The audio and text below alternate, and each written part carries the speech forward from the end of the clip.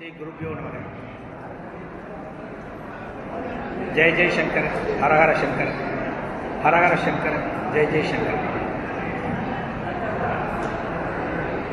அனைவருக்கும் என் பணிவான நமஸ்காரங்களை தெரிவித்துக் கொள்கிறேன். காஞ்சி மகா சுவாமிகளின் திருவடிகளை வணங்கி புதுப்பெரியவா, பாலப்பெரியவா ஆகியோரின் பாத கமலங்களுக்கு என் பணிவான நமஸ்காரங்களை தெரிவித்துவிட்டு இந்த நிகழ்வை துவங்குகின்றேன். காஞ்சி மகா சுவாமிகளோட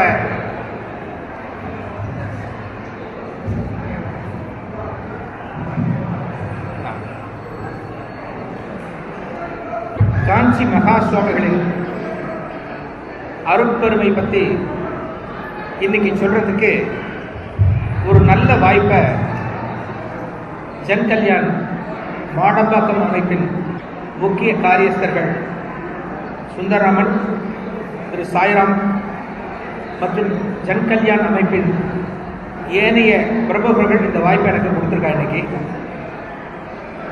இந்த அருமையான நேரத்தில் இந்த மகானை பற்றி சொல்றதுக்கு ஒரு வாய்ப்பு கொடுத்த இந்த ஜன் கல்யாண் அமைப்பை சேர்ந்தவாளுக்கும் இந்த பள்ளியோட நிர்வாகத்தை சேர்ந்தவா எல்லாருக்கும் என்னோட முதற்கண் நன்றியையும் நமஸ்காரத்தையும் தெரிவித்துக் கொள்கிறேன். இந்த சமஷ்டி உபநயனத்தில் கலந்து கொண்டு பரம அருளை பெற வந்திருக்கும் 14 வடுக்களையும் அவர்கள் தம் குடும்பத்தினருக்கும் ஸ்ரீ பரமாச்சாரியார் அவர்களின் பரிபூர்ண அருள் கிடைக்க வேண்டும் என்று பிரார்த்தித்துக் கொள்கிறேன். இந்த ஜன் கல்யாண் சமஷ்டி உபநயன விழா மட்டுமல்ல, நிறைய விழாக்கள் போட்டிருக்காங்க. காஞ்சி காமகோடி பீடாதிபதி ஸ்ரீ ஜெயேந்திர சரஸ்வதி சுவாமிகளோட 78வது ஜெயந்தி ஆண்டு விழாவும் இந்த விழாவோட சேர்ந்திருக்கு. இந்து சமய மன்றத்தோட 51வது ஆண்டு விழாவும், ஜன் கல்யாண் இயக்கத்தின் 25வது ஆண்டு விழாவும், வெள்ளி விழாவும் இந்த சமஷ்டி உபநயன விழாவோட சேர்ந்திருக்கு. பல விஷயங்கள் ஒன்னா சேர்ந்து இன்னைக்கு ஒரு நல்ல அக்கேஷன்ல எல்லாரும் உட்கார்ந்துருக்கோம். மகா பெரியவாளை பத்தி பேசுறது அப்படிங்கிறது பேசிட்டே போகலாம். மகா பெரியவா பத்தி பேச ஆரம்பிச்ச அந்த விஷயத்துக்கு ஒரு முற்றுப்புள்ளியே இருக்காது. இன்னைக்கு சமஷ்டி உபநயனம் நாளைக்கு நடக்க போறது, அது எந்த அளவுக்கு ஒரு முக்கியமான கர்மா, ஒரு சம்ஸ்காரம் அப்படிங்கிறத மகா சுவாமிகள் பல நிகழ்ச்சிகள்ல சொல்லியிருக்காங்க. உபநயனம் அப்படிங்கிறது ஒரு அந்தனருக்கு எந்த அளவுக்கு முக்கியம் அப்படிங்கிறத நிறைய சொல்லியிருக்காங்க.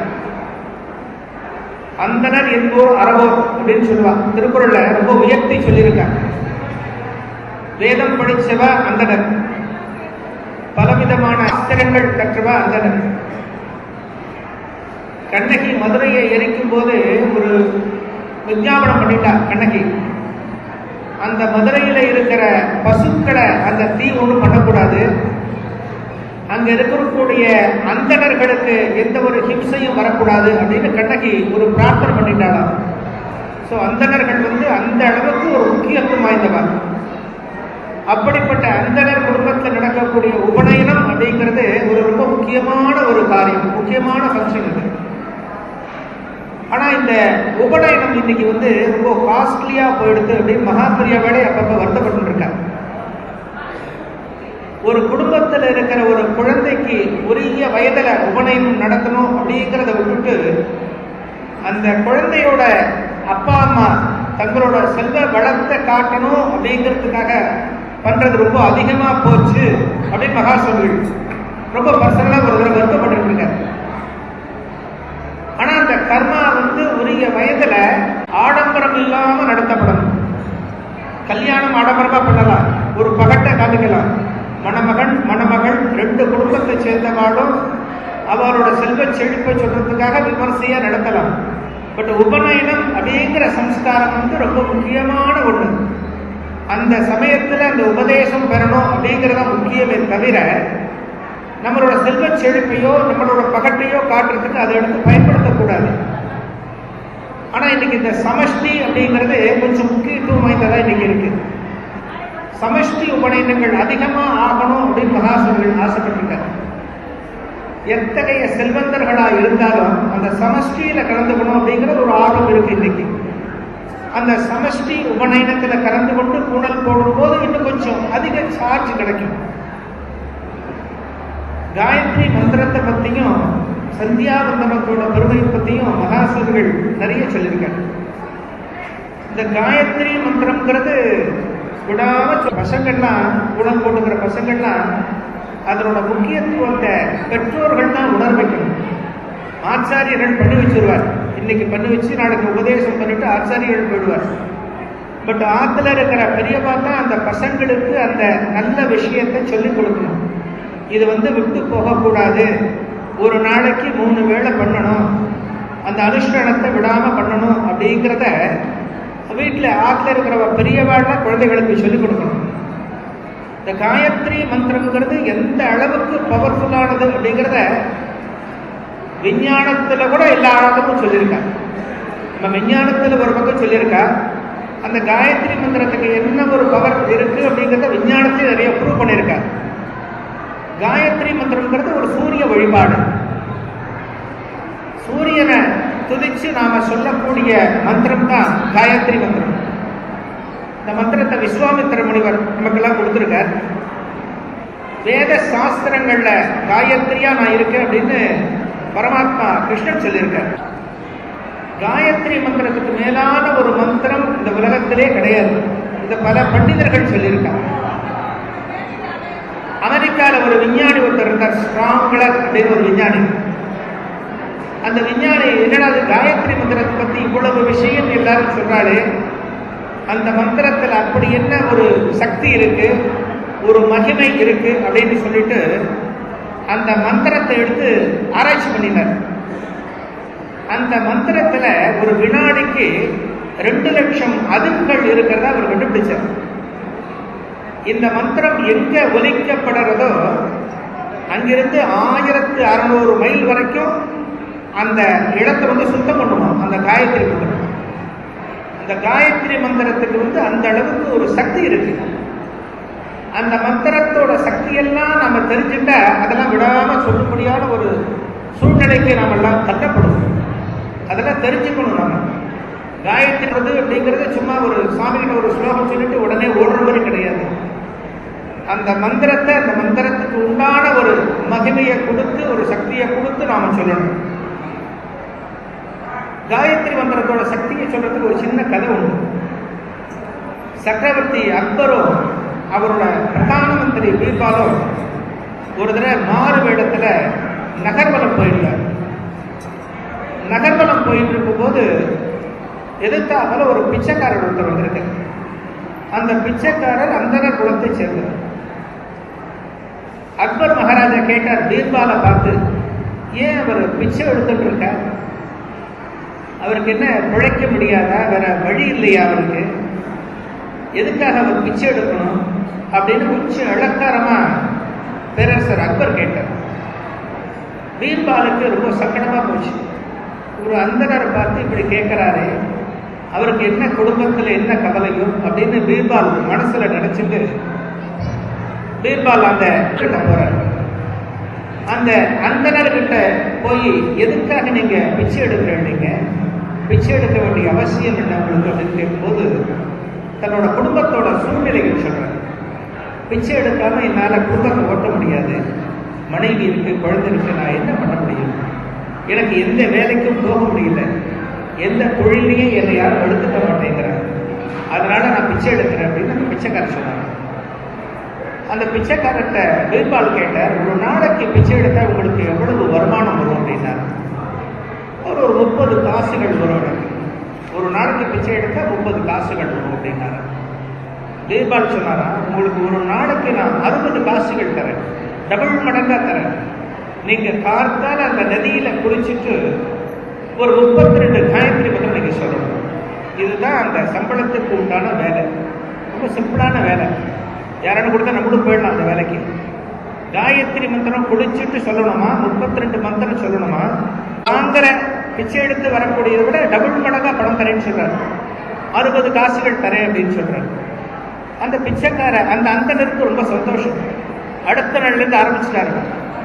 அடுத்த நாள்லேருந்து குளிச்சுட்டு அவர் சொன்னபடி 32 காயத்ரி சொல்லுவார். சொல்லி முடிச்சோன்னா பீர்பால்கிட்ட நேரம் வருவார். 60 காசுகள் பீர்பால் கொடுப்பார், வாங்கிட்டு போயிடுவார். அடுத்த நாள் இதே மாதிரி இது மாதிரி பண்ணிட்டு இருக்கும்போது ஒரு மாசம் போன பிறகு பீர்பால் சொன்னார், இந்த 32ங்கிறத 1008 மாற்றுவோம். ஒவ்வொரு நாளும் குளிச்சுட்டு 1008 காயத்ரி சொல்லுவோம். உங்களுக்கு நான் 500 காசுகள் தரேன் அப்படின்னு. ஒரே நாள்ல 500 காசுகள் வருதுன்னு சொல்லிட்டு அடுத்த மாசம் ஆரம்பிச்சார் அந்த அந்தனர். 1008 காயத்ரி பண்ண ஆரம்பிச்சவர் பீர்பால் கிட்ட பணம் கேட்டு போகல. இப்படியே நாட்கள் ஓடிந்தது. 1 நாள், 2 நாள், 3 நாள், 4 நாள் போச்சு. ஒரு வாரம் போயும் 1008 காயத்ரி சொல்லி முடிச்ச பிறகு 1000 காசுகள் வாங்கறதுக்கு அந்த பிச்சைக்கார அந்தனர் பீர்பால் இடத்துக்கு வரல. அவரால் வர முடியல போல இருக்கு அப்படின்னு அந்த 7 நாட்களுக்கும் உண்டான 7000 காசுகளை ஒரு முடிப்பு பணமுடிப்புல போட்டுட்டு அந்த அந்தனரை பார்க்கறதுக்காக அவரோட இடத்துக்கு போறார். அவரோட இடத்துக்கு போயிட்டு அந்த பொன்முடிப்பை விட்டு தர 7000 காசுகள் இதுல இருக்கு, நீங்க 7 நாளா இதை பார்க்க வரல, உங்களுக்கு ஒரு நாளைக்கு 1000 காசுகள் அப்படின்னு கொடுத்த போது அந்த அந்தனர் அவரை கையெடுத்து கும்பிட்டு, எனக்கு பணம் வேண்டாம், இந்த காயத்ரி மந்திரத்தோட மகிமை என்ன அப்படிங்கிறத நான் புரிஞ்சுக்கிட்டேன், இதை காசு கொடுத்து விற்கக்கூடாது, இதனோட மகிமை எனக்கு நல்லா புரிஞ்சு கொடுத்து அப்படின்னு சொல்லும்போது அவரை பார்க்கறதுக்கு நிறைய பேர் வந்துட்டு இருக்காங்க பக்தாள்லாம். என்ன காரணம் அப்படின்னா 7 நாளைக்கு காயத்ரி மந்திரம் 1008 சொன்ன பிறகு அவருக்குள்ள ஒரு தேஜஸ் வந்து கொடுத்து, ஒரு ஒளி வந்து கொடுத்து, அவரோட முகத்துல லௌகீகத்தை விட்டுட்டு வெளியே வந்துட்டார். அந்த மாறிட்டார். அந்த காயத்ரி மந்திரம் வந்து அவருக்கு மிகப்பெரிய சக்தி அவருக்கு கொடுத்து ஒரு ஞானி அப்படிங்கிற ஒரு லெவலுக்கு அவளை கொண்டு கொடுத்தவர். இந்த காசு வேண்டாம் அப்படின்னு சொன்ன பிறகு பீர்பாலுக்கு கண்டு தண்ணி வர ஆரம்பிச்சுடுது. காயத்ரி மந்திரத்தோட மகிமை அவருக்கு புரிய ஆரம்பிச்சது. அப்புறம் அரசவைக்கு வந்து அக்பரை கூட்டிட்டு போனார். ஒரு முக்கியமான ஒரு ஞானி இந்த நாட்டில் ஒருத்தவங்க, அவரை நீங்க அவசியம் பார்க்கணும் அப்படின்னு சொல்லிட்டு இந்த பிச்சைக்கார அந்தனத்தை கூட்டிட்டு போறார் அக்பர்.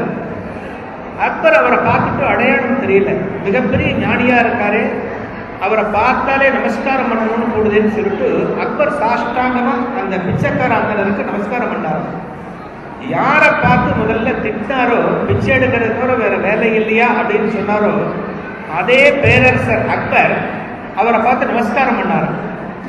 நமஸ்காரம் பண்ணின பிறகு பீர்பால் சிரிச்சார தரக்குள்ள. சிரிச்சுட்டு ராஜாட்ட சொன்னாராம், நீங்க இப்ப நமஸ்காரம் பண்ணினீங்களே ஒரு ஞானிக்கு, அந்த ஞானி யார் தெரியுமா உங்களுக்கு அப்படின்னு கேட்டு, யார் தெரியாதே, நான் இப்பதான் இந்த நாட்டில் பார்க்கறேன் அப்படின்னு அக்பர் சொன்ன பிறகு சொன்னாராம், நீங்க கொஞ்ச நாளைக்கு முன்னாடி ஒரு பிச்சைக்காரன் சொல்லி ஒருத்தரை திட்டேளே நீங்க, அவர் தான் இவரு சொன்ன பிறகு அக்பரை ரொம்ப ஆச்சரியப்பட்டார். ஒரு காயத்ரி மந்திரத்துக்கு இந்த அளவுக்கு ஒரு மகிமை இருக்கா அப்படின்னு. இந்த மகிமையை பெற்றோர்கள்லாம் சொல்லணும், ஆத்து குழந்தைகள்கிட்ட சொல்லணும். அந்த காயத்ரி மந்திரத்தை என்னைக்கும் விடக்கூடாது, அதுல எந்த அளவுக்கு சக்தி இருக்கு அப்படிங்கறத எல்லாமே சொல்லணும். காயத்ரி மந்திரத்தை சொன்னா நம்மளோட தரித்திரங்கள் போயிடும். ஒரு பட்ட மரம் கூட காயத்ரி மந்திரம் சொல்றதுனால தழைக்க வைக்க முடியும் அப்படின்னு சொல்றாங்க. மனசுல நமக்கு நிம்மதி இல்லைன்னா நிம்மதி கிடைக்கும், திருஷ்டியே நமக்கு வராது. காயத்ரி சொல்றவளுக்கு எந்த ஒரு திருஷ்டியும் வராது, நம்மளோட பாவங்கள் எல்லாம் போயிடும். இப்படி காயத்ரி மந்திரத்தினால நிறைய நமக்கு என்னென்ன புண்ணியங்கள் கிடைக்கிறது அப்படின்னு சொல்லியிருக்காங்க. மகா சுவாமிகள் பல வருஷங்களுக்கு முன்னால கலவையில் இருக்காங்க. கலவையில் இன்னைக்கு மகா சுவாமிகளோட ஜெயந்தி. இந்த ஜெயந்தி இன்னைக்கு ரொம்ப கூட்டம். மகா சுவாமிகள் அன்னைக்கு தரிசனம் பண்ணணும் அப்படின்னு சொல்லிட்டு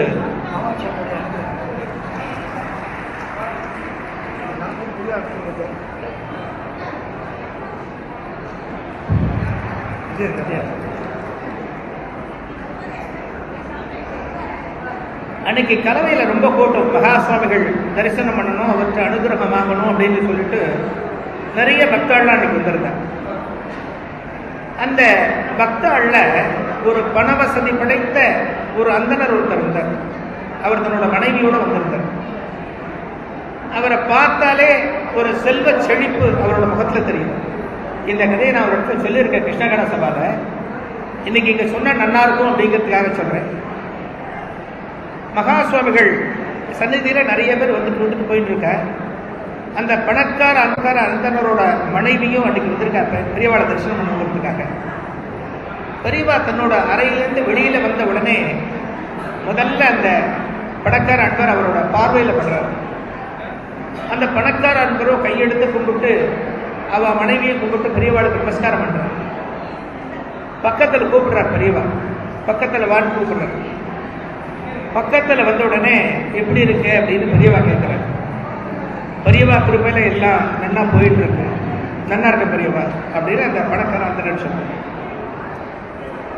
உடனே அந்த பெரிய பணக்கார அன்பர் சொல்ற, சமீபத்தில் ஒரு சமஷ்டி ஒரு உபநயனம் பண்ணினேன், நான் பொறுப்பு எடுத்துட்டு நிறைய பேருக்கு பண்ணி வச்சேன் அப்படின்னு கொஞ்சம் மனசுல ஒரு சின்ன கர்வத்தோட மகாசுவாமிகள்ட்ட சொன்னார். அப்படியா அப்படின்னு மகாசுவாமிகள் கேட்டார். நிறைய பேர் வந்திருந்தா, வித்தியார்த்திகள்லாம் வந்திருந்தா, நல்லா முடிஞ்சது பெரியவா அந்த விஷயம், இதோ அதுக்கான பேப்பர் கட்டிங்ஸ் அந்த நியூஸ் எல்லாம் வந்து அப்படின்னு சொல்லிட்டு ஒரு ஃபைல மகாசுவாமிகள் முன்னாடி காட்டுறார். எத்தனையோ தானங்கள் தர்மங்கள் நிறைய பண்ணலாம், பட் அதுக்கு விளம்பரம் நம்ம வச்சுக்க கூடாது. விளம்பரம் வச்சுக்காம பண்ணக்கூடிய தானங்கள் தர்மங்கள் தான் நிற்கும், விளம்பரத்துக்காக பண்றது நிற்காது. மகாசுவாமிகள்ட்ட அந்த ஃபைலை தள்ளி வச்சோன்னே மகாசுவாமிகள் அந்த ஃபைலை பார்க்கல. இதுக்கெல்லாம் எவ்வளவு செலவாயிருக்கும் அப்படின்னு கேட்டேன். அந்த பணக்கார அந்தனரை பார்த்து இதுக்கெல்லாம் எவ்வளவு செலவாயிருக்கும் அப்படின்னு கேட்டேன். சில லட்சங்கள் செலவாயிருக்கும் பெரியவா, நான் பணம் கொடுத்து எல்லாம் பண்ணி வச்சேன். திருப்பவும் அந்த இதை விடவே இல்லை. எல்லாத்தையும் கேட்டார் மகாசுவாமிகள். கேட்டுட்ட பிறகு ஒரு நிமிஷம் 2 நிமிஷம் மௌனத்துக்கு பிறகு, இதெல்லாம் இருக்கட்டும், அந்த திருநெல்வேலியில தட்சிணாமூர்த்தின்னு ஒரு பையன் இருந்தானே, அவன் இப்ப எப்படி இருக்கான் அப்படின்னு ஒரு கேள்வியை கேட்டு எந்திரிச்சு கொஞ்சம் தள்ளி போயிட்டார். இந்த கிளைமேக்ஸ்லாம் வரும் இல்லையா, சீரியல்லாம் நிறைய பாப்பளுக்கு இருக்கிற லேடிஸ்லாம் செவ்வாய்க்கிழமை சீரியல்ல ஒரு நல்ல இடத்த முடிச்சிருவான், கத்தி எடுத்துட்டு போவான், கத்தியை வச்சு காய்கறி இருக்கிறானான்னு தெரியாது நமக்கு, அடுத்த தொடரும் போட்டுருவான். அது மாதிரி மகாசுவாமிகள் சொல்லிட்டு போயிட்டார். ஒரு பையன் திருநெல்வேலியில இருந்தானே தட்சிணாமூர்த்தின்னு, அவன் இப்ப எப்படி இருக்கான்னு கேட்டு போயிட்டார். சுத்தி இருந்த வாழ்க்கை புரியல. பெரியவா என்ன கேட்டார், யாரு தட்சிணாமூர்த்தி, இந்த பணக்கார அந்தனருக்கு தட்சிணாமூர்த்தி எந்த வகையில சொந்தமா இல்ல தெரிஞ்சவாளா, யாரு என்னங்கிறது யாருக்கும் புரியல. உடனே அந்த பணக்கார அந்தனருக்கு கண்ணில் தண்ணி வர ஆரம்பிச்சு ஓன்னு அழ ஆரம்பிச்சுட்டார். பல பேர் இருக்கக்கூடிய அந்த சபையில, பல பக்தர்கள் வந்திருக்கக்கூடிய அந்த இடத்துல ஓன்னு அழ ஆரம்பிச்சுட்டார். கூடவே அவரோட மனைவி கண்ணிலையும் தண்ணி வர ஆரம்பிச்சுட்டார். அங்க இருந்த பக்தாளுக்கெல்லாம் புரியல, எதுக்காக அழறார், என்ன பண்றார் என்னன்னு புரியல. உடனே எல்லாரும் அவர்கிட்ட வந்து அந்த பணக்கார அந்த பக்கத்துல வந்து ஏழரு நிதானப்படுத்திக்கிறோ, கொஞ்சம் சௌஜன்யமா வாங்கோ அப்படின்லாம் சொல்லிட்டு சொல்லும்போது அந்த பணக்கார அந்த சொல்ற, நான் பெரிய பாவி, மகாசுவாமிகள் எனக்கு ரொம்ப சூட்சுமமா எனக்கு உணர்த்திட்டார். எனக்கு ஒரு அக்கா உண்டு, அந்த அக்காவோட கணவர் இறந்த பிறகு அந்த அக்காவை நான் என் கூட எங்க ஆத்துல வச்சிருந்தேன். அந்த அக்காவுக்கு ஒரு பிள்ளை உண்டு, அந்த பிள்ளை தான் இப்ப மகாசுவாமிகள் சொன்ன தட்சிணாமூர்த்தி அப்படிங்கிற பையன். கால ஓட்டத்துல என்னோட அக்காவும் இறந்து போயிட்டார், என்னோட அக்காவும் இப்ப கிடையாது. அக்கா இல்லாம அந்த பையன் என்னோட ஆத்துல இருக்கும் போது அந்த பையன் ஏதோ ஒரு சர்ச்சையில நான் அவனை திட்டேன். அந்த பையன் கோபிச்சுட்டு ஆத்தமுக்கு போயிட்டான். அந்த போன பையன் திருநெல்வேலி பக்கம் இருக்கான்னு யாரோ ஒரு தடவை இப்போ சொன்னான். ஆனா அந்த பையனை போய் கூட்டிட்டு வந்து எங்க ஆத்துல வச்சுக்கணும் அப்படின்னு எனக்கு தோணல, சந்தர்ப்பங்கள் இடம் கொடுக்கல, குடும்பத்துல சூழ்நிலைகள் அப்படி அமைஞ்சது. அதைத்தான் பெரியவா இப்படி கேட்டுட்டு போறா. தட்சிணாமூர்த்தின்னு ஒரு பையன் இருந்தானே, அவன் எப்படி இருக்கான்னு கேட்டதுக்கான காரணம், சமஷ்டி உபநயனம் எல்லாம் பண்ணி வைக்கிறியே, உங்க அந்த பையனுக்கு நீ புனல் போட்டியா அப்படிங்கிறத எனக்கு உணர்த்துறாரு. எனக்கு அந்த பையனுக்கு இன்னும் உபநயனம் ஆகல, இதுக்கு மேல எனக்கு என்ன சொல்றதுன்னு தெரியல, கதறி அழ ஆரம்பிக்கிறேன். மகாசுவாமிகள் உள்ள போயிட்டார். அதுக்கு பிறகு மனசு தெளிஞ்சு இவர் மகாசுவாமிகள் உள்ள போய் பார்த்து ஒரு நமஸ்காரத்தை பண்ணிட்டு அவர்கிட்ட சொல்றார், நான் இங்கிருந்து நேர திருநெல்வேலிக்கு போற பெரியவா, அந்த பையனை கூட்டிட்டு வந்து அவனுக்கு உபநயனம் பண்ணி வச்சு உங்களோட சந்நிதிக்கு நான் கூட்டிட்டு வந்து உங்கள்கிட்ட நான் ஆசீர்வாதம் வாங்கிக்கிறேன் அப்படின்னு சொல்லிட்டு அந்த இடத்த விட்டு நவுந்தாராம் அந்த பணக்கார அர்த்தகர். நம்ம என்ன பண்றோம் ஏது பண்றோம் அப்படிங்கிறதெல்லாம் முக்கியம் இல்லை. நம்ம குடும்பத்துல நம்ம சார்ந்த வாழ்க்கை நம்ம செய்ய வேண்டியதை முறையா செய்யறோமா அப்படிங்கிறது முக்கியம். தானம் செஞ்சாலும் சரி, எது இருந்தாலும் சரி, தனக்கு மிஞ்சித்தான் பண்ணணும் அப்படின்னு சாஸ்திரத்துல சொல்லியிருக்கு. பணம் இருக்கு அப்படிங்கிறதுனால எல்லாம் நாம பண்ணினோம்னா அந்த தேவைகளை நம்ம குடும்பத்துக்கு பண்றோமா அப்படிங்கிறது ரொம்ப முக்கியம். இந்த சந்தனம் உபநயனம் இதை பத்தி மகாசுவாமிகள் நிறைய சொல்லியிருக்க. அந்த ரிஷிகளுக்கெல்லாம் அந்த தபஸ் வலிமை எப்படி வருது அப்படின்னா அந்த சந்தியாவந்தனம் அப்படிங்கிற அந்த கர்மா தொடர்ந்து பண்றதுனாலதான் அவளுக்கு அந்த அளவுக்கு ஒரு வலிமை வருதான். மனுஸ்மிருதியில ஒரு ஸ்லோகம் இருக்குன்னு சொல்லிட்டு மகாசுவாமிகள் அதை பத்தி சொல்லியிருக்காரு. எக்கச்சக்க பொருட்செலவு பண்றது உபநயனம் முக்கியம் கிடையாது, இருக்கிற பொருள் விரயமாகாம பண்ணணும். உபநயனம் அப்படிங்கிறது பொருள் விரயமாகாம பண்ணணும் அப்படின்னு மகாசுவாமிகள் சொல்றாரு. நம்ம பெரியவாழ்ல நம்ம குடும்பத்தில் இருக்கிற பெரியவா எல்லாருமே அந்த சந்தியாவந்தனத்தை தொடர்ந்து கடைப்பிடிச்சுட்டு வந்ததுனால தான் இந்த நாட்டில் ஓரளவு வளங்கள்லாம் ஒவ்வொரு வீட்லையும் இருக்கு, இந்த நாட்டுக்கும் ஓரளவு இருக்கு அப்படின்னு மகாசுவாமிகள் சொல்லியிருக்காரு. இதை தவிர மகாசுவாமிகள் சொன்னது ஒரு முக்கியமான விஷயத்தை நம்ம கவனிக்கணும். சந்தியாவந்தனம் பண்றத சில பேர் நாகரீக குறைவா நினைக்கிறா அப்படின்னு மகாசுவாமிகளே சொல்லுங்க. இதுல நாகரீக குறைவு கிடையாது. சட்டை போட்டுக்காம வெளியில போக முடியுமா? அதை எடுத்து போட்டுக்கிறோம் இல்லையா? அதே மாதிரி இந்த காயர் சொன்னது சந்தியாவந்தனம் பண்றதுலாம் நம்மளோட கர்மாக்கள். அதுக்கு உண்டான ஒரு மரியாதையை ஒரு அனுஷ்டானத்தை நம்ம கரெக்டா கொடுக்கணும். சந்தியாவந்தனத்தை ஒழுங்கா நம்ம செய்யலைன்னா நமக்கு வர வேண்டிய பலன்கள் வராது அப்படின்னு சொல்லுவாங்க. இந்த அக்னிகோத்திரிகள் நித்திய அக்னிகோத்திரிகள்னு சொல்லுவாங்க. அதுக்கெல்லாம் ஒரு பலன் இருக்கு. பேப்பர்ல படிச்சிருப்பேன். போபால்ல விஷவாயு விபத்து நடந்த போது அந்த பகுதியில இருந்த ஒரே ஒரு வீட்டில் மட்டும் எந்தவித ஆபத்துமே நடக்கலையா. அதாவது அந்த விஷவாயுவோட தாக்கம் அந்த வீட்டை ஒண்ணுமே பண்ண முடியலையா. அந்த கிரகத்துல இருந்தவ எல்லாருமே சேஃபா இருந்திருக்கா. அவ யாருன்னா ஒரு நித்திய அக்னிகோத்திரி. அந்த வீட்டில் டெய்லி அக்னியோட வாசம் இருக்கும், அக்னியோட புகை இருக்கும், டெய்லி அந்த ஹோமம் நடக்கும். அதெல்லாம் நம்ம புரிஞ்சுட்டு நம்ம இதுக்கெல்லாம் எந்தெந்த அளவுக்கு முக்கியத்துவம் கொடுக்கணுமோ அதை கொடுக்கணும். இந்த சந்தியாவந்தன மகிமைக்கு மகாசுவாமிகள் ஒரு கதை ஒன்று சொல்லுவார். இந்த கதை நம்மளோட ரெக்கார்ட்லேயே இருக்கு, மெட்ராஸ் கவர்மெண்ட் ரெக்கார்ட்ல இருக்கு அப்படின்னு சொல்லிட்டு அந்த கதையை சொல்றேன். இது மகாசுவாமிகள் சொன்ன கதை. திருவனந்தபுரத்தை ஒரு ராஜா ஆண்டுட்டு வந்தான். திருவனந்தபுரம்ங்கிறது இப்ப இருக்கிற கன்னியாகுமரி, நாகர்கோயில் எல்லாம் சேர்ந்து அந்த காலத்துல ஒரு பிரதேசமா இருந்தது. ஒரு ராஜா ஆண்டுட்டு வந்தான். அந்த ராஜாவுக்கு ஏதோ ஒரு தீராத பிரச்சனை ஒண்ணு, ஒரு உபாதை, வியாதி. என்னென்னவோ பண்ணி பார்த்தும் அந்த ராஜாவுக்கு அது சரியாக முடியல. அதுக்கு பிறகு சில பேர்கிட்ட கேட்கும்போது ஒரு கால புருஷன் அப்படின்னு ஒரு வடிவம் ஒன்று தயார் பண்ணோம், ஒரு உருவம் கொடுத்து தயார் பண்ணோம். தயார் பண்ணி அதுக்குள்ள எள்ளு வச்சு சில தங்கங்கள், தங்கம், வைரம், வைடூரியங்கள்லாம் வச்சு அந்த காலபுருஷன் விக்கிரகத்தை யாருக்கான தானம் பண்ணு. தானம் பண்ணினா அந்த தானம் யார் வாங்கிக்கிறாளோ தகுதியான ஆள் வாங்கிக்கணும். அந்த தானத்தை ஒருத்தர் வாங்கிட்டான்னா உன்னோட வியாதி சரியா போயிடும் அப்படின்னு ஒரு மிகப்பெரிய பண்டிதர் சொன்னார். ஆனா அந்த தானம் பெறறதுக்கு வரும்போது அந்த காலபுருஷன் விக்கிரகம் அப்படிங்கிறது சில கேள்விகள் கேட்கும். அந்த விக்கிரகத்துக்கு இருக்கும், அந்த விக்கிரகம் சில கேள்விகள் கேட்கும். அந்த கேள்விக்கு வரக்கூடிய அந்தனர் பதில் சொல்லணும். பதில் சொன்னா இந்த தங்கம் ஃபுல்லா அவளுக்கு போகும். பதில் சொல்லல அப்படின்னா அவளை காலி பண்ணிடும். அந்த காலபுருஷன் அவ்வளவு ஒரு உக்கிரமான விஷயம். அந்த காலபுருஷன்ட்ட தங்களோட வித்தியை சொல்லி கேட்கிற கேள்விக்கு பதில் சொல்லி அந்த தங்கத்தை வாங்கிட்டு போகணும் அப்படின்னு பல அந்தனர்கள் வந்தாங்க, பல தேசங்கள்ல இருந்து வந்தாங்க. யார் யார் வந்துட்டு இருக்காளோ எல்லாரையும் காலபுருஷன் விக்கிரகம் காலி பண்ணிட்டாங்க. யாராலையும் அது கேட்கக்கூடிய கேள்விகளுக்கு பதில் சொல்ல முடியல. அந்த நேரத்தில் ஒரு பிராமணர் ஒரு நாள் வந்தார். அந்த பிராமணர் பேர் கன்னடியர் அப்படின்னு பேரு. கன்னட தேசத்தை சேர்ந்தவர், கன்னடியர் அப்படின்னு அவரோட பேர். அந்த கனடியர் அந்த காலபுருஷன் விக்கிரகத்துக்கு முன்னாடி வந்த உடனேயே அந்த காலபுருஷன் அப்படிங்கிற விக்கிரகத்துக்கு எதிர்த்தாப்புல நிற்கிறது யார் அப்படின்னு தெரிஞ்சுக்க முடியும்.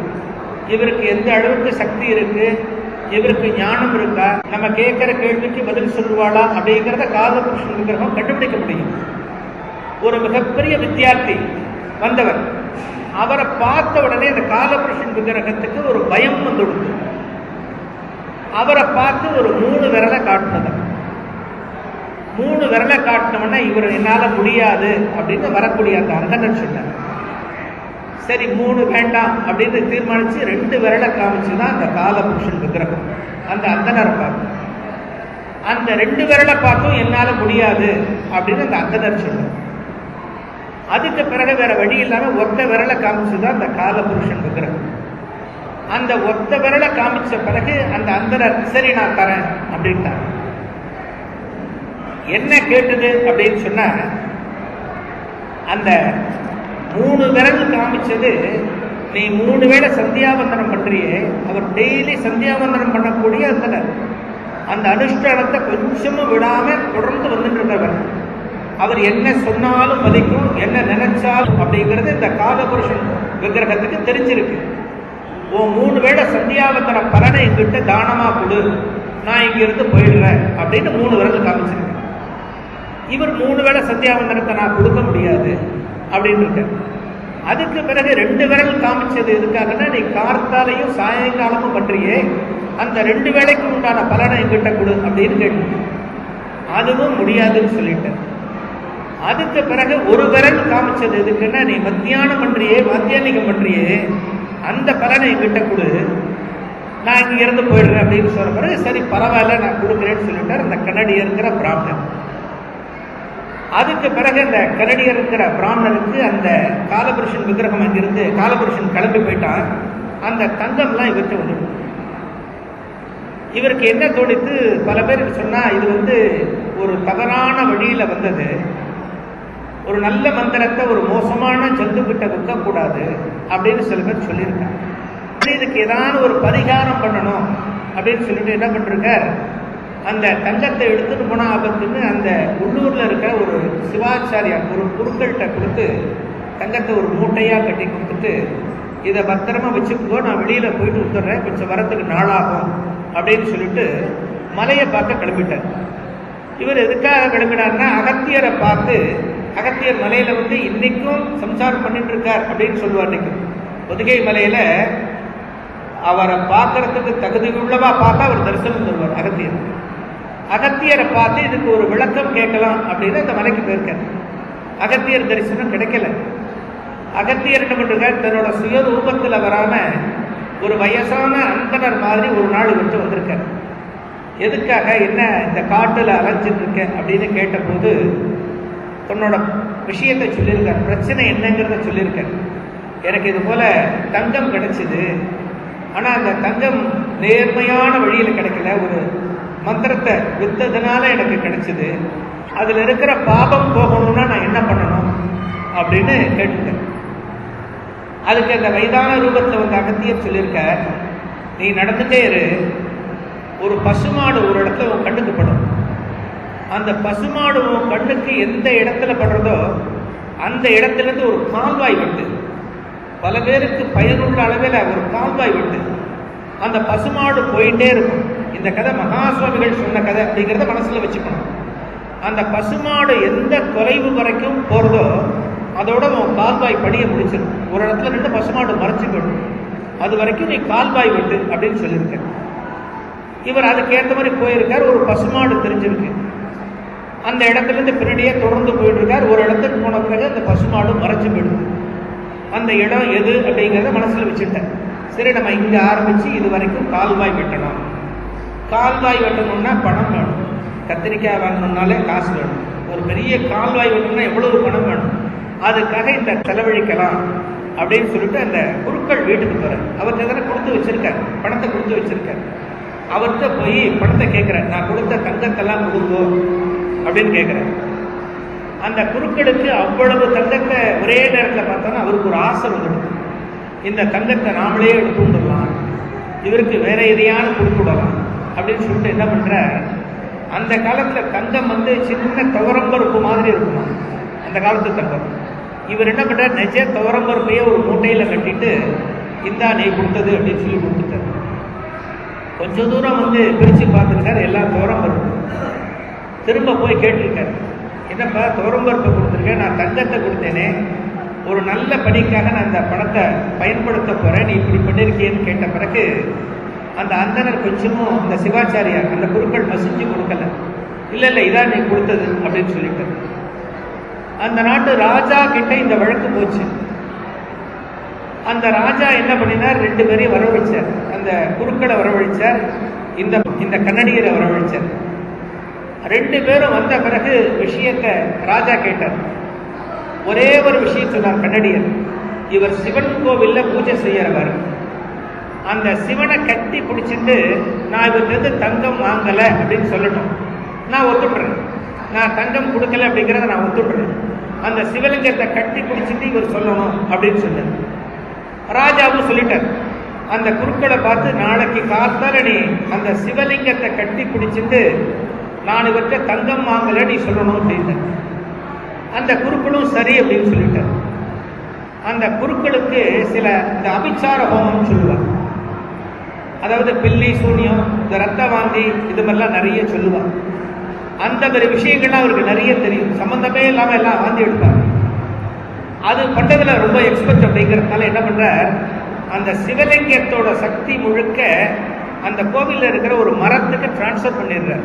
அந்த குருக்கள் டிரான்ஸ்பர் பண்ணியாச்சு, வெறும் கல்லுன்னு ஆயிடும் இல்லையா, அந்த கல்லை கட்டிட்டு என்ன வேணாலும் சொல்லலாம், கல்லுக்கு சக்தி இருக்காது இல்லையா அப்படின்னு ஒரு இதில் என்ன பண்ணிட்டார், அந்த ஃபுல் சக்தியை மாத்திட்டார், ஒரு மரத்துக்கு மாத்திட்டார், அந்த கோவில்ல இருக்கிற ஒரு மரத்துக்கு.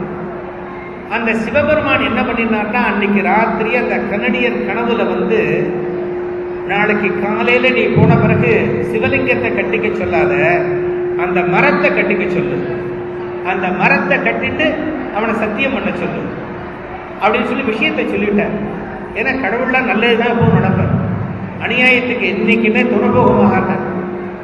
அடுத்த நாள் காலையில இந்த அரசபை கூடின பிறகு அந்த கோவில் பக்கத்துல இருந்த எல்லாம் கூட்டிட்டு வந்த பிறகு திடீர்னு அந்த கன்னடியர் சொன்னார், சிவலிங்கத்தை கட்டிக்க வேண்டாம் ராஜா, அந்த மரத்தை கட்டிட்டு அவர் சத்தியம் பண்ணணும் அப்படின்னு சொன்ன பிறகு குருக்களுக்கு பயமாயிடுது. மரத்தை நான் கட்டிக்க மாட்டேன், சிவலிங்கத்தை தான் அவர் சொன்னார், சிவலிங்கத்தை கட்டிட்டு தான் நான் சத்தியம் பண்ணுவேன்னு சொன்னார். இல்ல இல்ல இன்னைக்கு மரத்தை தான் கட்டிக்கணும் அப்படின்னு சொன்ன பிறகு ராஜாவும் ஒரு உத்தரவு போட்டார், மரத்தை கட்டிட்டு சத்தியம் பண்ணணும் அப்படின்னு வாக்கு கொடுத்துட்டார். வழி இல்லாம அந்த சிவாச்சாரியார் அந்த குருக்கள் அந்த மரத்தை கட்டிட்டு சத்தியம் சொல்லும் போது அந்த மரம் தீப்பிழம்பா வெடிச்சு அந்த குருக்கள் அந்த இடத்துல இறந்து போயிட்டார். அதுக்கு பிறகு இந்த கன்னடியற்ற உள்ள நேர்மை நியாயம் தெரிஞ்சு அந்த தங்கம் எல்லாம் இவற்றை வந்துடுது. வந்த பிறகு அந்த கன்னடியருக்கு மனசு ஒப்பல, பாவம் அவர் இறந்து கிடக்காரே பாவம் அப்படின்னு அவர் மனசுல பட்டு அந்த ஈஸ்வரனையே பிரார்த்தனை பண்ணி அவருக்கு திரும்ப உயிர் வரவழைச்சு. அந்த கன்னடியர் அதுக்கு பிறகு இந்த பணத்தை வச்சுட்டு கட்டினதுதான் கன்னடியன் கால்வாய் அப்படின்னு இன்னைக்கும் இருக்கு. திருநெல்வேலி மாவட்டத்துல இன்னைக்கும் பல கிராமங்களுக்கு தண்ணி கொடுக்கக்கூடிய ஒரு நல்ல நிலைமையில இன்னைக்கும் இருக்கு அந்த கன்னடியன் கால்வாய்ங்கிறது.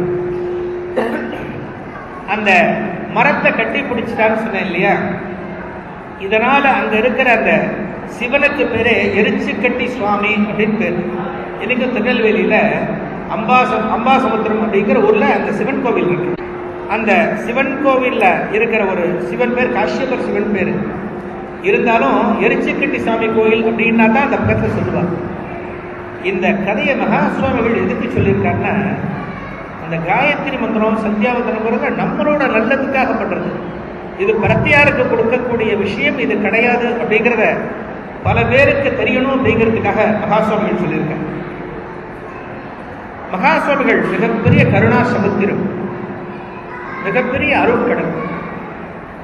அவ சன்னதிக்கு யார் யாரெல்லாம் வந்தாலோ, என்னென்ன தேவையோட மனசுல நினைச்சுட்டு வந்தாலோ அந்த தேவையெல்லாம் பூர்த்தி பண்ணி கொடுத்துருக்க. என்ன ஒண்ணு நியாயமான கோரிக்கையோட போகணும். நம்ம தகுதிக்கு என்ன எதிர்பார்க்கிறோமோ அதை மட்டும்தான் நம்ம மனசுல வச்சுட்டு பிரார்த்தனை பண்ணணும். தகுதிக்கு மீறின விஷயங்கள் நம்ம சொன்னா எதுவுமே கிடைக்காது. ஒரு குழந்தை 2.5 வயசு வரைக்கும் அந்த குழந்தை நடக்காமலே இருக்குது. சாதாரணமா நம்ம ஆத்துல ஒரு குழந்தை பிறந்ததுன்னா 3 மாசம் 5 மாசம் ஆச்சுன்னா அந்த ஆத்துக்கு வரவாழலாம், ஃபோன்ல பண்றவாழலாம் முதல்ல கேட்கக்கூடிய விஷயம் குழந்தை தவழ்றதா அப்படின்னா. ஒரு 6 மாசம் தாண்டி எடுத்துன்னா குழந்தை மெல்ல கையை பிடிச்சி நடக்கிறானா அப்படின்னு கேட்பாங்க. அந்த குழந்தை ஒரு குழந்தை 2.5 வயசு வரைக்கும் ஒரு குழந்தை நடக்கவே இல்லை.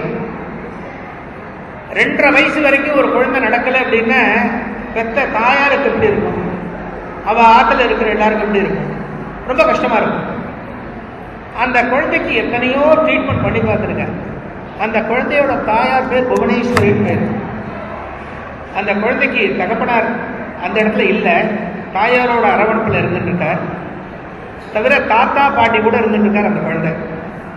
அவ தாத்தா பேர் கிருஷ்ணமூர்த்தின்னு பேர், பாட்டி பேர் ராஜம்னு பேர். அந்த குழந்தை இவாகிட்ட வளர்ந்துட்டு இருக்கு. இந்த குழந்தைக்கு ஏதான ஒன்று பண்ணி நல்லது கொண்டு வரணும், அந்த பையனை எப்படியான நடக்க வச்சுடணும்னு அந்த தாத்தா பாட்டி அம்மா எல்லாருமே ரொம்ப பிரயத்தனம்.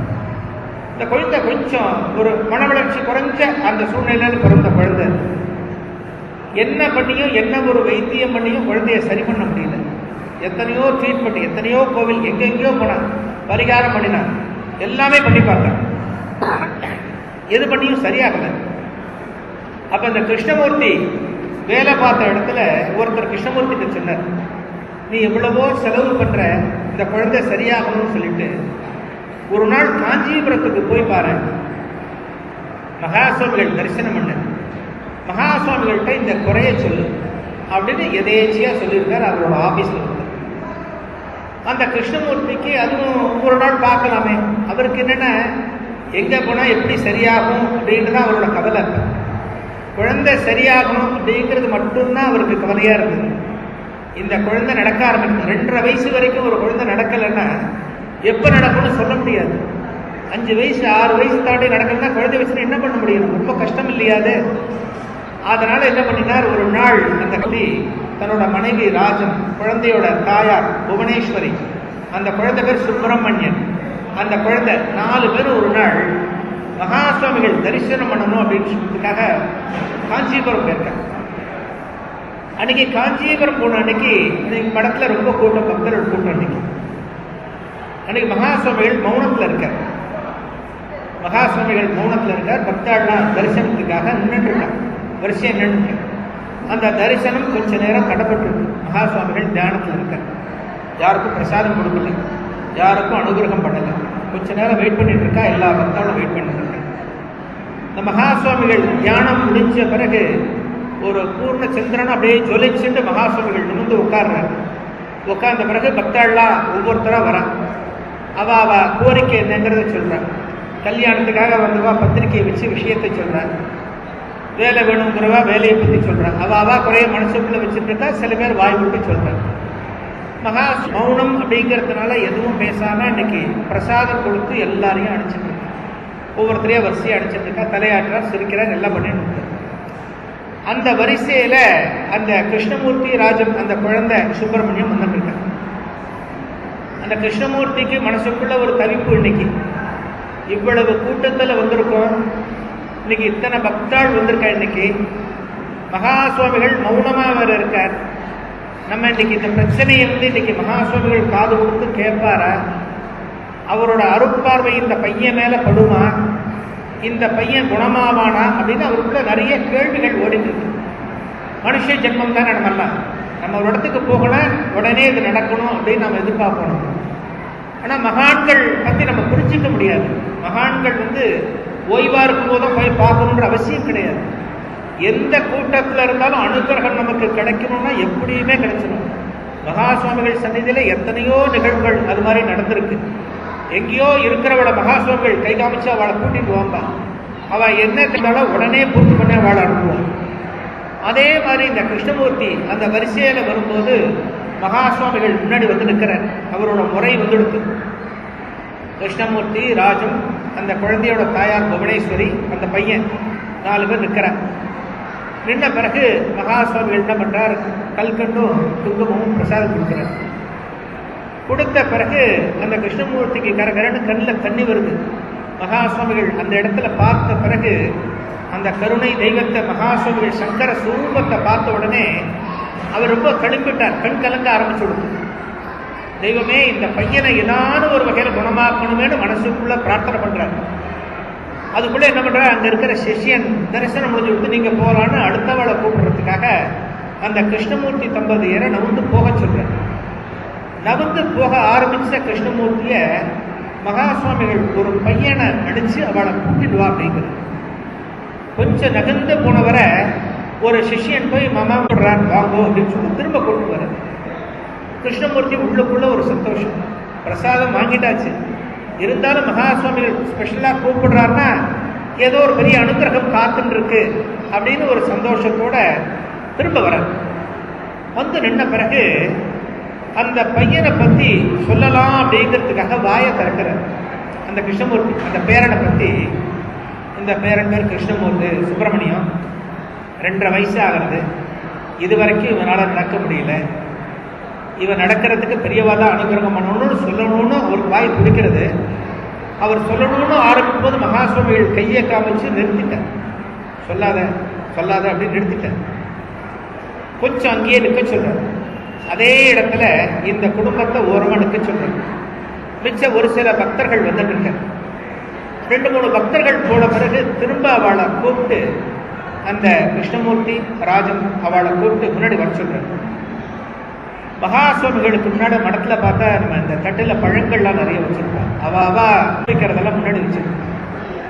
அதுல ஒரு பழத்தட்டை பார்த்து மகாசுவாமிகள் அந்த பழத்தட்டை கொஞ்சம் முன்னாடி நகர்த்தி வைக்க சொல்லி ஒரு சிஷியனுக்கு சொல்றாரு. அந்த தட்டை கொஞ்சம் மகாசுவாமிகள் கிட்ட நகர்த்தி வைக்கிறான் அந்த பையன், அந்த சிஷியன். அதுலேருந்து மகாசுவாமிகள் தன் கைப்பட ஒரு ரஸ்தாலி ஒரு வாழைப்பழத்தை கையில் எடுக்கிறார். ஒரு வாழைப்பழத்தை கையில் எடுத்து அந்த பழத்தை உரிக்கிற. சாதாரண நம்ம பழத்தை சாப்பிடணும் அப்படின்னா உரிச்சு சாப்பிடுவோம், அது மாதிரி மகாசுவாமிகள் உரிக்கிறார். மகாசுவாமிகள் எதுக்காக பழத்தை எடுக்கிறார், எதுக்காக உரிக்கிறார், இப்பெல்லாம் சாப்பிட மாட்டாளே அப்படின்னு அந்த சிஷ்யெல்லாம் குழம்பினபடி பார்த்துட்டு இருக்கார். அந்த வாழைப்பழத்தை பாதி உரிச்சுட்டு மகாசுவாமிகள் அந்த பையனை பார்த்து கூப்பிடுறார். அந்த பையன் கீழே உட்கார முடியாது அப்படிங்கிறதுனால அவன் தாத்தா தூக்கி இடுப்புல வச்சுட்டு இருக்காரு. அந்த பையன், இந்த 2.5 வயசு குழந்தை இடுப்புல வச்சுட்டு இருக்காரு. அந்த பையனை பார்த்து கிட்டக்க வா அப்படின்னு கூப்பிடுறார் மகாசுவாமிகள். அந்த தாத்தா என்ன பண்ணார், கிருஷ்ணமூர்த்தி கொஞ்சம் முன்னாடி நகர்ந்து வர. மகாசுவாமிகள் கிட்டக்க கொண்டு போவோம் அப்படின்னு கொஞ்சம் கிட்டக்க நகர்ந்துட்டு வர. நகர்ந்துட்டு வந்த பிறகு மகாசுவாமிகள் அந்த பழத்தை எப்படி நீட்டுறார், அந்த பையனை பார்த்து நீட்டுறார். நீட்டும் போது கொஞ்சம் டிஸ்டன்ஸ் வருது. அந்த பழத்தை அந்த பையனால உடனே வாங்கிக்க முடியல. ஒரு சிஷ்யன் என்ன பண்றான், அந்த மடத்து மகாசுவாமிகளுக்கு கைங்கரியம் பண்ணக்கூடிய சிஷ்யன் இந்த பழத்தை மகாசுவாமிகள்டேருந்து வாங்கி அவன்கிட்ட சேர்க்கலாம் அப்படின்றதுக்காக வாங்குறதுக்கு வரான். அப்ப மகாசுவாமிகள் முகத்துல ஒரு கோபம் வந்தது. அந்த சிஷ்யனை பார்த்து நவுந்து போடுற மாதிரி கை காமிச்சிட்டார். மகாசுவாமிகள் தன் கையால அந்த பையனுக்கு அந்த சிறுவனுக்கு பழத்தை கொடுக்கணும் அப்படின்னு தீர்மானம் பண்ணியிருக்கார். அதுக்கு பிறகு அந்த கிருஷ்ணமூர்த்தி தாத்தாவாகப்பட்டவர் அந்த பையனை இன்னும் கொஞ்சம் முன்னாடி கூப்பிட்டு வந்தார். மகாசுவாமிகள் கையில இருந்த அந்த பழம் அந்த பையன் கையில போச்சு. மகாசுவாமிகள் இதை பண்ணும்போது அங்க இருக்கிறவெல்லாம் பார்த்து ரொம்ப ஆச்சரியப்பட்டு இருக்கார். மகாசுவாமிகள் எவ்வளவோ பிரசாதம் கொடுப்பா, கல்கண்டு கொடுப்பா, குங்குமம் கொடுப்பா, பழம் கொடுப்பா, ஆனா ஒரு பழத்தை உரிச்சு யார்ட்டையும் கொடுக்க மாட்டான். வாழைப்பழம் கொடுப்பா, ஆப்பிள் கொடுப்பா, எல்லாம் பழத்தை உரிச்சு கொடுக்க மாட்டான். அந்த பழத்தை உரிச்சு அந்த பையன்கிட்ட கொடுத்ததை எல்லாம் ஆச்சரியமா பார்க்கறாங்க. அந்த பையனுக்கு எப்பேற்பட்ட ஒரு அனுகிரகம் இருக்கணும், அவளுக்கு அந்த பையனை பத்தி தெரியாது, அவனுக்கு என்ன குறை இருக்குன்னு தெரியாது, எப்பேற்பட்ட அனுகிரகம் இருக்குன்னு ரொம்ப ஆச்சரியப்பட்டு பார்த்துட்டு இருக்காரு. அந்த பழம் பையன் வாங்கின பிறகு பையனை சாப்பிட சொல்லு அப்படின்னு மகாசுவாமிகள் செய்கலை சொல்றாரு. அந்த தாத்தா ஆகப்பட்ட கிருஷ்ணமூர்த்தி அந்த பையனை பழத்தை சாப்பிட சொல்றாரு. அந்த குழந்தையும் கடிச்சு சாப்பிடுறது. அந்த பழம் முழுக்க அந்த குழந்தை சாப்பிடுற வரைக்கும் யாருக்கும் மகாசுவாமிகள் தரிசனம் கொடுக்கல, பிரசாதம் கொடுக்கல. அந்த கியூ அப்படியே அங்க நின்று. அந்த பிரசாதம் முழுக்க சாப்பிட்ட பிறகு மகாசுவாமிகள் அவளுக்கு உத்தரவு கொடுத்தார். திரும்ப ஒரு தடவை பிரசாதம் போயிட்டு வாங்கன்னு உத்தரவு செய்கைகள் சொல்லி உத்தரவு கொடுக்குறாரு. அந்த தாத்தாவுக்கும் பாட்டிக்கும் அவ்வளவு கண்ணீர் அடிக்கு. மகாசுவாமிகள் கையினால பிரசாதம் ஆக்கியாச்சு இந்த குழந்தை. இந்த குழந்தைக்கு இதுக்கு பிறகு எந்தவித உபத்திரமும் இருக்காது, இந்த பையன் பரிபூர்ண குணமாயிடுவோம் அப்படின்னு அதுக்கு பிறகு அவருக்கு நமஸ்காரம் பண்ணிட்டு வந்தாச்சு. கிருஷ்ணமூர்த்தி அவரோட கிரகத்துக்கு வந்துட்டார். கரெக்டாக பார்த்தேன்னா ஒரு 3 நாள் கழிச்சு அந்த கிருஷ்ணமூர்த்தி வேலை செய்கிற ஆஃபீஸில் ஒருத்தர் சொல்கிறார், உங்கள் பையனை பற்றி உங்கள் பேரனை பற்றி நீங்கள் அடிக்கடி சொல்லிட்டு போயிடு, இந்த இடத்துல இந்த மாதிரி ஒரு பள்ளி ஒன்று இருக்கு, இந்த மாதிரி குழந்தைகளுக்கெல்லாம் நடக்கிறதுக்கான பயிற்சியை கொடுக்குறார். அவரும் ரொம்ப நாளாக அதே இடத்துல வேலை செய்கிறார். ஆனால் அந்த விஷயத்தை மகா சுவாமிகள் பார்த்துட்டு வந்த பிறகு அதுக்கப்புறம் சொல்லணும்னு இருக்கு. இந்த இடத்துக்கு போக உங்க குழந்தை சரியாகும் அப்படின்னு சொல்றாரு இன்னைக்கு. அதுக்கு பிறகு அந்த இடத்துக்கு போயிட்டு ஒரு 4 மாசத்துல, வெறும் 4 மாசம் மகா சுவாமிகளை தரிசனம் பண்ணிட்டு இந்த 4 மாசத்துல அந்த குழந்தை நடக்க ஆரம்பிச்சு. நடக்கவே நடக்காது அப்படின்னு இருந்த அந்த குழந்தை மகா சுவாமிகள் கொடுத்த ஒரு பிரசாதத்தினால, அந்த மகிமையினால அவனுக்கு எல்லாமே நன்னா அமைச்சு அந்த குழந்தை நடக்கக்கூடிய பாக்கியம் கிடைச்சு, அந்த குழந்தை அதுக்கு பிறகு நடக்கக்கூடிய வேகத்துக்கு ஒரு சிலர்கள் நடக்க முடியாது அவங்க கூட அப்படிங்கிற நிலைமைக்கு அந்த பையன் வந்தான். அந்த பையனோட நடை அப்படிங்கிறது சாதாரண நம்ம கூட நடக்க முடியாது, நம்மளை விட அதிக வேகத்தில் அந்த பையன் நடப்பான். அந்த பையனுக்கு 2004ஆம் வருஷம் இதே இடத்துல சமஷ்டி உபநயனம் பண்ணது. அந்த பையன் இன்னைக்கு இங்க இருக்கான். அந்த பையன் என்னோட மச்சினி பையன். அந்த பையன் அங்க இருக்கான், சுப்பிரமணியன். ஒரு நிமிஷம் எந்திரிப்பா தம்பி, எந்திரி. அந்த பையன் தான் மகாபிரேவரோட அனுகிரகம் வாங்கின அந்த பையன். அவ பக்கத்துல இருக்கிறது அவ தாத்தா பாட்டி. மகா சுவாமிகளை பரிபூர்ணமா நம்பி சரண்டர் ஆகணும். திரும்ப திரும்ப நான் ஒவ்வொரு இடத்துலையும் சொல்லக்கூடிய விஷயம், மகா சுவாமிகள் இன்னைக்கு நம்ம கிட்ட இல்லை அப்படின்னாலும் நாம பிரார்த்தனை பண்ண எல்லா விஷயத்தையும் சாதிச்சுக்க முடியும். அப்படி சாதிச்சவெல்லாம் நிறைய பேர் இருக்கா. மகா சுவாமிகள் நம்ம இடத்துக்கு அனுகிரகம் பண்ணணும் அப்படிங்கிறதெல்லாம் கிடையாது. நீங்க இருந்த இடத்துல இருந்தே அவளுக்கு என்ன வேணாலும் பிரார்த்தனை வைக்கலாம். ஒரு தம்பதியர் இருந்தா, ராஜகோபாலன்னு பேரு, அவ மனைவி பேர் கீதான்னு பேரு. இவ எல்லாமே மகா சுவாமிகளுக்கு ரொம்ப பாத்தியதப்பட்ட குடும்பம். இவ மெட்ராஸ்ல இருந்தாங்க. அந்த கீதாவோட தகப்பனாருக்கு திடீர்னு உடம்பு சரியில்லாம ரொம்ப அவஸ்தப்பட ஆரம்பிச்சு. தன்னோட ஆத்திலே வச்சிருந்தாரு. அவரோட வியாதி வயசானதுனால ரொம்ப கஷ்டப்பட ஆரம்பிச்சார். எந்த சிகிச்சை பண்ணியும் குணமாகல. ஒரு நாள் அவருக்கு மூச்சு விடல ரொம்ப சிரமம் வந்துடுச்சு. அவருக்கு மூச்சு சிரமம் விடுறத பார்த்தோன்னு அவரோட மகளான கீதாவுக்கு ரொம்ப மனசுக்கு ரொம்ப கஷ்டமாயிடுது. தன்னோட அப்பா இந்த அளவுக்கு கஷ்டப்படுறாரு, ஏன் அவர் சரியாக கூடாது, மகா சுவாமிகள் பிரார்த்தனைக்கு நம்ம என்ன குறை வச்சோம், அந்த பக்தியில நமக்கு என்ன குறை இருந்தது, ஏன் சரியாகலன்னு சொல்லிட்டு மகா சுவாமிகளுக்கு முன்னாடி நின்று ஒரு பெரிய பிரார்த்தனை ஓடு வச்சேன். நான் இவ்வளவு தூரம் சொல்றேனே, நான் சொல்றது உன் காதல விழலையா, என் அப்பாவுக்கு அருள் பண்ணக்கூடாதா, உன் காதல விழலையா அப்படின்னு கேட்டுட்டே இருக்கும்போது அவர்ல காலிங் பெல் அடிச்சுதான். வாசல்ல மெட்ராஸ்ல இருக்கா, வாசல்ல காலிங் பெல் அடிச்சுதான். இந்த நேரத்தில் யாரான்னு போய் கதவை திறந்து பார்த்தா ஒரு பெரிய பண்டிதர் நிற்கிறார். நல்ல பஞ்சகஜ கட்டு விபூதி பட்டை கொண்டு நிற்கிறார். மடத்திலேருந்து இந்த பிரசாதத்தை பெரியவா உங்களுக்கு கொடுக்க சொன்னார் அப்படின்னு சொல்லிட்டு பிரசாதத்தை கொடுக்குறார். இங்க கேட்கலையா அப்படின்னு சொன்னது அடுத்த செகண்ட் அங்க போயிட்டு அடுத்த செகண்ட் இங்க பிரசாதம் கொடுத்து, மெட்ராஸ்ல இருந்து காஞ்சிபுரம், காஞ்சிபுரத்துல இருந்து மெட்ராஸ்க்கு திரும்ப பிரசாதம் கொடுத்து, கண் கலங்க கீதா அந்த பிரசாதத்தை வாங்கிட்டு தன்னோட அப்பா உயிருக்கு போராடுற அப்பா, மூச்சு விடுறதுக்கு சிரமப்பட்டு இருக்கார், அந்த அப்பாவுக்கு அந்த பிரசாதத்திலேருந்து தீர்த்தத்தை எடுத்து கொடுக்குறாரு. அவருக்கு அந்த தீர்த்தத்தை அவர் சுழிச்சிட்ட பிறகு ரொம்ப சாதாரணமா இயல்பா எந்திரிச்சு பெரியவர். அது வரைக்கும் எந்திரிச்சு உட்காரவே முடியாத பெரியவர் எந்திரிச்சு உட்கார்ந்தார். உட்கார்ந்து பல விஷயங்கள் பேச ஆரம்பிச்சாங்க. மகா சுவாமிகளோட பரம கருணை அப்படிங்கிறது நம்ம இருந்த இடத்துல இருந்து நினைச்சா கூட போதும், எல்லாமே நம்மளால படிக்க முடியும்.